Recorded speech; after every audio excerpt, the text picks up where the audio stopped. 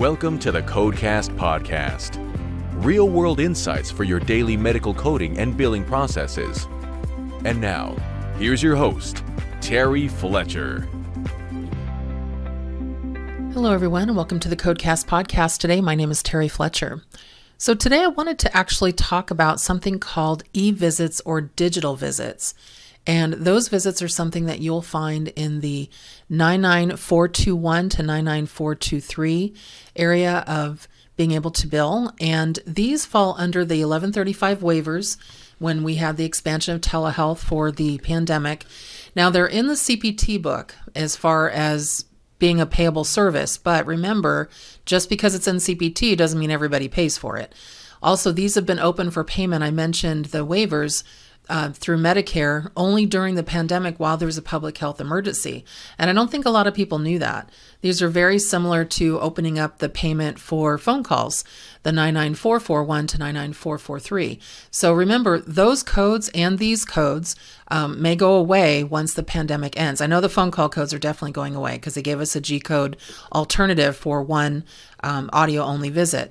But what these services are is we call them digital services or eVisits because they're from a patient portal. So you have a website that allows patients to log in, and when they can log in for a brief communication back and forth with your provider, which is either your physician or your mid-level provider, then there is a charge for it.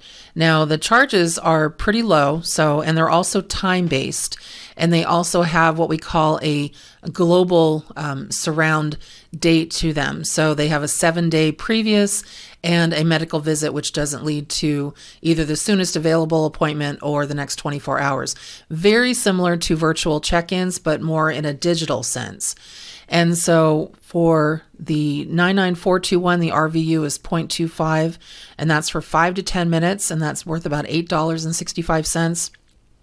The 99422 is 0.50, that's for 11 to 20 minutes, and that's worth about $17.30.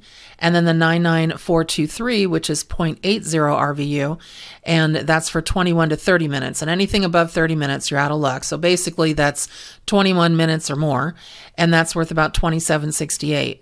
And you want to be careful because you want the physicians not to always pick the highest level because that would be suspect.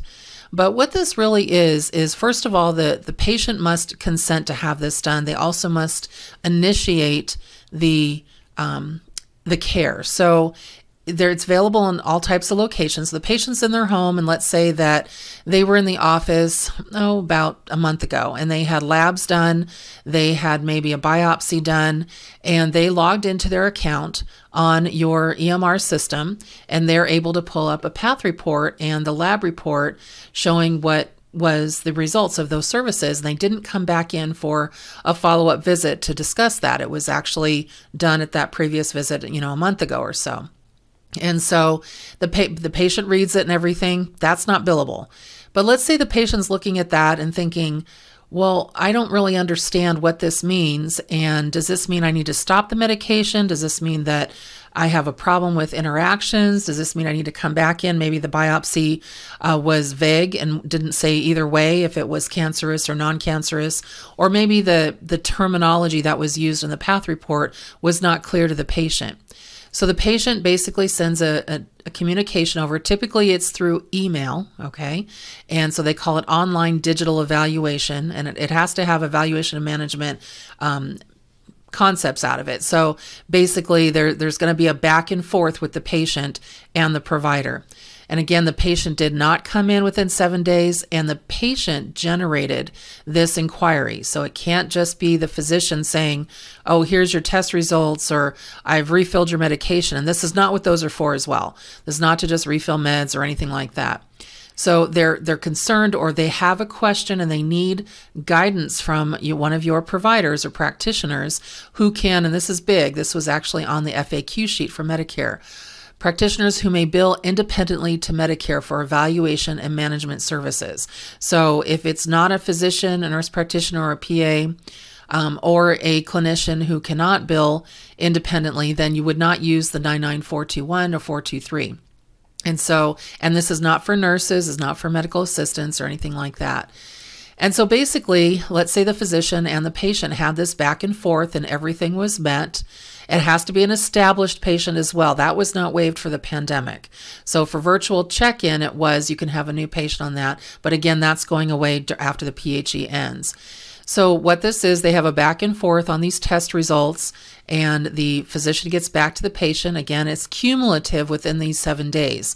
And let's say they spent, the doctor documents that they spent 2 minutes answering an email to the patient and responding, and what that was. So there has to be a specific encounter that's created within the electronic medical record. So it can't just be something they write down on a piece of paper in their office. This actually has to have E&M support. So it's actually a digital E&M service. So you have to have an encounter that's created for this conversation back and forth.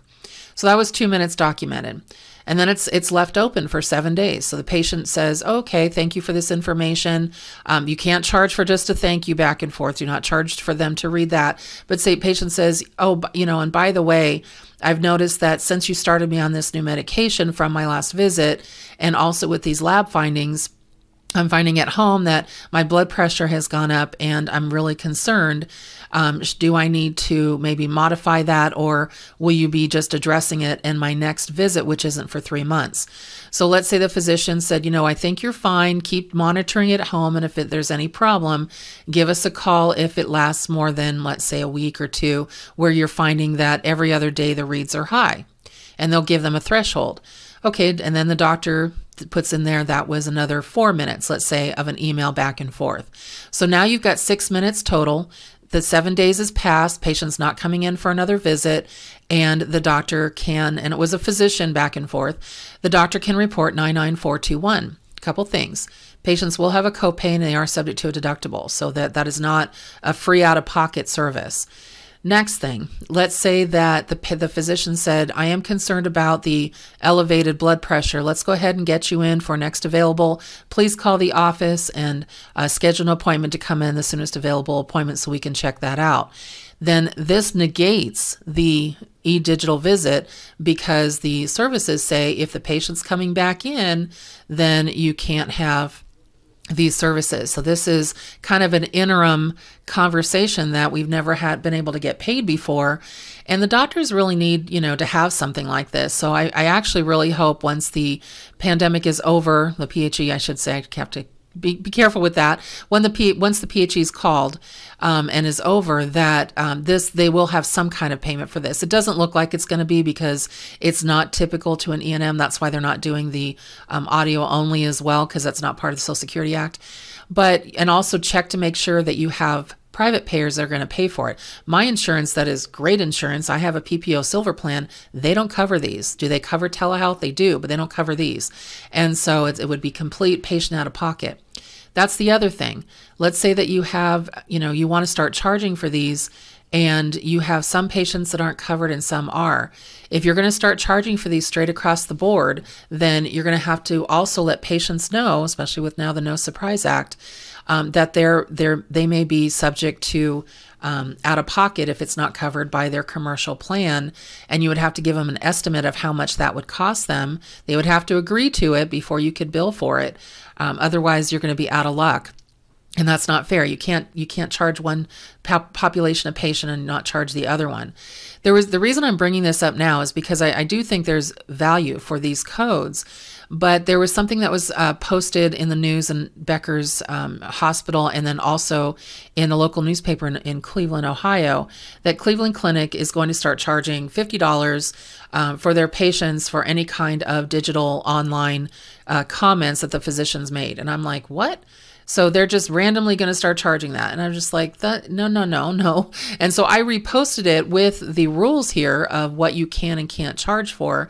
And I ended up getting a couple of people from Cleveland Clinic in the billing and coding department saying, okay, hey, you know what? Thanks for posting that, because we were just told to bill it, and we actually were not aware of some of the rules. So it's interesting when people finally see, you know what? If you're going to put something in the news that you're going to do something, and what could have been misled by or misread by patients was the fact it looked like if you were part of the Epic MyChart, which is their EMR portal that you're going to be charged even if you didn't really use it, if it was just posted in there as a general medical clinical statement, and they can't do that. You cannot charge for things like that.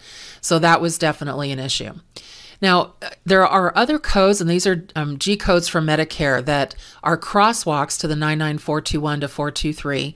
And I say that because what happens sometimes, remember, G codes are Medicare only. They're the air quoting, G, we're watching you. They're tracking them because sometimes they're clinicians that may not independently bill for evaluation management services, meaning they're still appropriately able to bill for certain services. So physical therapist, occupational therapist, speech language pathologist, clinical psychologist, not RNs, not medical assistants, LVNs, LPNs. You know what the scope of practice is for certain providers, and that would, when it says clinicians who may not bill independently, don't stop reading there and assume that a medical assistant can do anything, because they can't. So these are for services where they can bill services out, but they can't necessarily bill for E&M visits, but they still have licensure availability to be able to bill Medicare directly.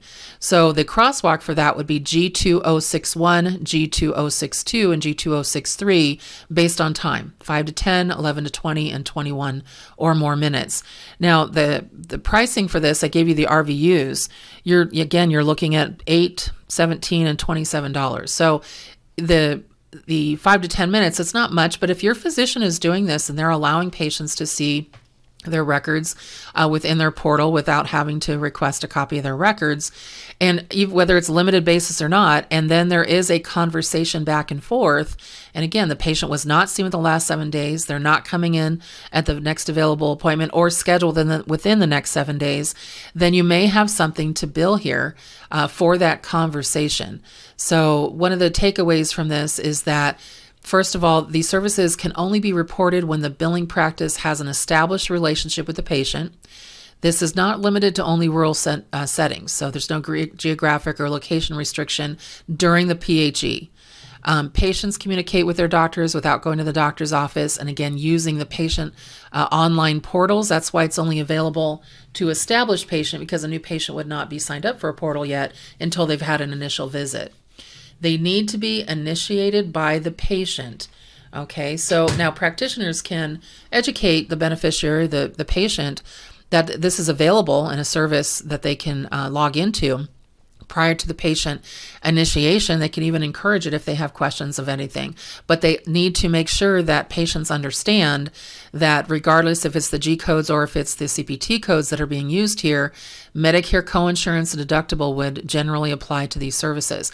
This is where you have to be very specific with patients, because some patients think that once they leave the office from a face-to-face visit or even a face-to-face audio and video telephone telehealth service, they think that any follow-up questions are free and that they can just call the office anytime and say, hey, can I have the doctor call me back? I hate to liken it to what I do, but it's very similar. I have people who've taken a webinar or taken a seminar, and then I just get a flood of email questions. Hey, I took your seminar, or I love your podcast. Thank you, by the way, for those of you that do that. But then all of a sudden I get all of these questions for coding and billing and compliance, and can you find this? And they're pretty lengthy and need some research. Well, just like a physician, that's what I do. My job is to research, and because I'm a consultant, I get you this information from taking the time to do that. And so that's why you would have to join a membership for me. So to be able to get ongoing coding help, I offer the Codecast as the free, again, I'm air quoting, information to make sure you have some things, but for ongoing help, you would need to join my membership. Similar to a physician, for ongoing assistance regarding your care and your patient's care, you need to be able to log in. I think one good thing about this is there is a trail, a back and forth trail from a written conversation, and so the patient can get that information that way. And then there's that communication is documented. And so, but just remember, they have to be very similar to what the E&M value is for the service. So it's not just a quick, yeah, you're fine. The patient says, was this negative or not negative? And the doctor comes back and says, oh, you're negative, you're fine. You can't charge for that. and please don't try. This is basically a patient-initiated concern question, almost completion of what did this say to me if they don't understand, what does this mean for further management of that patient, and how is, again, from a patient-initiated conversation, how is this going to affect my care moving forward? So this is where it's just really important to understand the rules if you're going to use these services, because they're great services to use as long as you're using them appropriately and that patients understand their out-of-pocket. The Codecast podcast today is also brought to you by Nature's Bounty Supplements, Immune Health. D3 supplements support strong bones and immune health. Look at Nature's Bounty today on Amazon. So I had an interesting coding question come up. It was actually probably more coding and compliance from one of my Amarillo, Texas heart groups. And they said, and I'll quote, and they said, can another physician order a diagnostic test here at the Amarillo Heart Group without being an established patient or being seen by one of our physicians? And the answer is yes. As long as you are acting as an independent testing facility, you have a referring physician.